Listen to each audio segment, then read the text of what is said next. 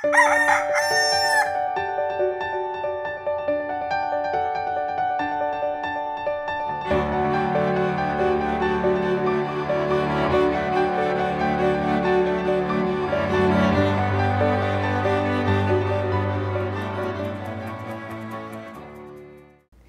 umaga mga kapamilya. Magkape at pandasal muna tayo. Ako si Risa Singson Kaupeng, Editor-in-Chief ng Kirigma Magazine.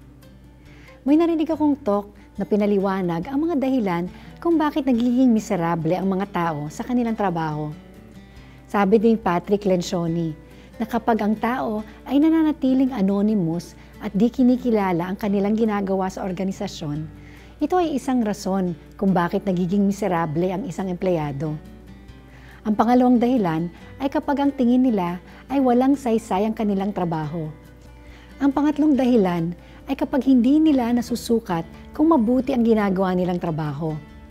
Kapag nakasalalay sa opinyon ng boss kung sila ay mahusay o hindi, nakakahina ng loob ito.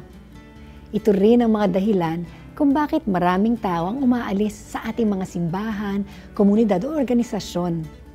Kapag hindi tayo nagdudulot ng panahon na makilala ang ating mga miyembro, nawala na sila at lumipat na sa kabilang grupo, di pa natin napapansin.